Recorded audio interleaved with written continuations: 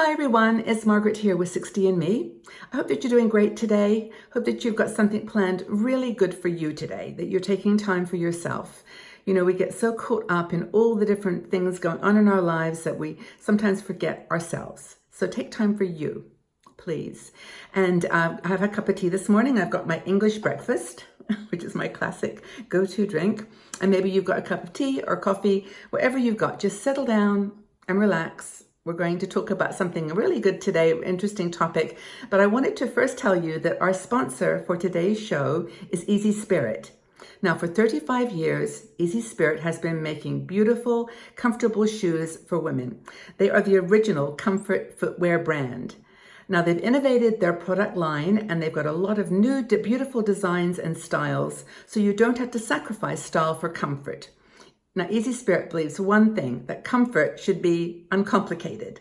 And that comfort is universal spirit that women all around the world of all walks of life share. You can check out their products at easyspirit.com. They make a range of sizes and widths and different designs, extended widths and orthotics, and I'll be featuring some of the products in the weeks to come here on 60andMe. So I just wanted to let you know that Easy Spirit is a sponsor of 60andMe, and I'd love you to check out their product line, because as they say, everything and anything is possible when you're comfortable. So our topic today, now we're going to talk about solitude. And solitude is maybe a time where you think about being alone and maybe even a little lonely. But Fran Braga Menninger wrote an article for us which brings it to life in a completely different way. She says, a quote by Einstein is where she begins. And this is a really cool quote. She said that Einstein said, "I live in that solitude which is painful in youth, but delicious in the years of maturity." And I think there's something really to that, in the days when we were younger, we would worry if people didn't call us or if we weren't included in a group or we weren't chosen on the team. And, being alone and having solitude was kind of a weird thing. Like you wanted to have lots of friends. It mattered. And it's not that it doesn't matter now. I mean, it's very important. We've talked about this before, to have friends, to have a sense of connection and social connectivity, not to be isolated. But I think that as we've gotten older, we now realize that this desperate longing for belonging and for, conforming to the social mores is no longer there with us. That we look to ourselves and everything is, sort of centered around our own really clear understanding of who we are. Now, a lot of women in our community have said this to me, that they actually love living alone. They love being alone. If you've lived your entire life as an extrovert even, and you've been out there doing, social things, and even if your job perhaps took you to places where you had to be outgoing, you suddenly sometimes as you get older realize that that person exists out there somewhere, but you've got another person in you that loves to be alone. I know this is true for me. I had I've had several jobs, haven't we all? But I mean, some of the recent jobs where I spent the most amount of time, I had very busy, active, engaged job responsibilities. And my career was really focused on being outgoing, being a people person. But now that I live by myself, I really find I have found contentment. As Fran talks about, she says that she had this very busy life. And then suddenly she found herself, being by herself and actually loving it. It was okay. And I think that's it's quite wonderful. It's quite delicious, as Einstein said. And it starts, I think, with doing what you love. And at the beginning of this whole show today, I told you or asked you to do something for yourself. And I really mean that focus on doing what you love now and again. And in doing that, you sort of come into this place where you understand yourself and what's important to you. You may find as you've gotten older that friends who were so close to you when you were younger just don't seem to have that connection anymore. And in fact, you sometimes prefer now to go shopping by yourself. You prefer to go for a walk by yourself. It's just that sense of, you know who you are and you feel comfortable with that. She said, Fran in her article talks about silence and about meditation and mindfulness, and how that voice that you hear when you're in that state of quiet is the voice that tells you your secrets. It's the voice that tells you insights into what you want to do with your life, what you're good at, what you have got to share. I think when you're constantly engaging with other people, you're constantly measuring yourself against their evaluation of you. And actually, to be honest, there's nothing wrong with that. I mean, wanting to be liked by other people, wanting to have that kind of social engagement, it's not a problem. But it's like by going inside of yourself and just listening to that little inner voice, it gives you direction about what you might want to do with your life. You know, maybe you want to start painting or drawing or reading more or creating something beautiful that you've always had in your mind to do. And she said that if you're going to do those kinds of things when you're alone, but you still want to be with other people, she says if you want to go out into the world, go deep with those people. You know, keep the conversations now at a level where they make sense.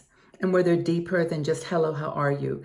I find that for myself for sure now, that I don't, I'm okay with small talk. I can do small talk.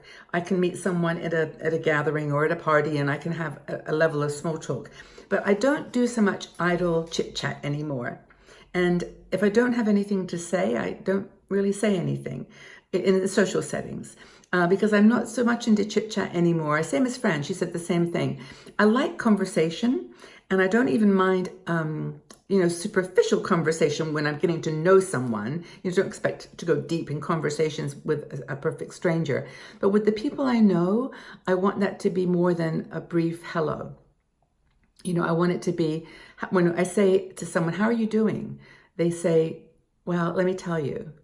And then they tell you. And then you listen. Those are the kinds of conversations I would like to have. And I mean, actually, Veranda said that she actually has no tolerance for idle chit chat. I have tolerance for sure, but I would prefer deeper conversations. And she says that it's true, and I think this is true, that when you're by yourself more, it becomes more about finding balance. With a well-chosen group of friends, with a well-connected, family set up. I mean, so that you're doing things as a group that you enjoy, and that you're contributing somehow to the coherence of that whole group, of that organization, and that you're adding something to it with who you are, not who you're pretending to be, not who someone else says you're supposed to be, but it's you. And you know, as Fran says, you know, the world is a very chaotic place. And as I mentioned at the beginning, we're getting pulled in all different directions. And I think that we sometimes forget that silence and meditation and thoughtfulness, even if you don't want to meditate, you can just close your eyes and just, think, that those are the ways to finding yourself. Spending time alone in that kind of, what's the word that she uses, that solitude, by yourself, is actually an opening to understanding of yourself. So you can start doing stuff that you really want. You can start doing things that you really enjoy. Listen to your inner voice. And that's the message from Fran. And I think it's when was the last time you listened to your inner voice? Seriously, was it in a dream? Was it in a meditation? Did you ever stop just to listen to that little voice and give it some space? It's really funny, as I'm talking to you here, I actually made a little note to remind you that there's possibly people that have done this really well. And I remember a very, very sweet lady, Evelyn Hanan, who many of you may have known. She was the Journey Woman. She has a beautiful website. I'm sure it's still going, but she died this year. And she used to always use this word delicious. She would say it was so delicious to have that experience. And she would use it like it was all the senses were involved. And I miss her. But she was a woman that knew how to live life fully. But she wasn't a woman of lots of words. She was very precise and targeted with her words. But she used that word delicious a lot to describe an experience.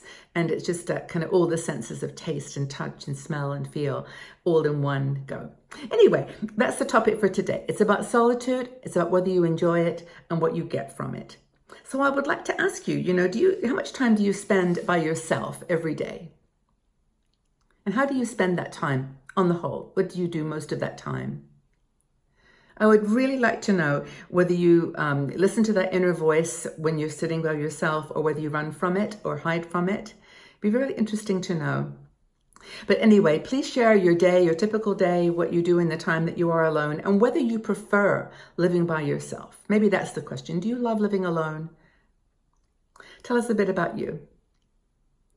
Have a really good day, everybody. Thank you so much for being here, and I look forward to talking with you all again very, very soon. Bye-bye for now.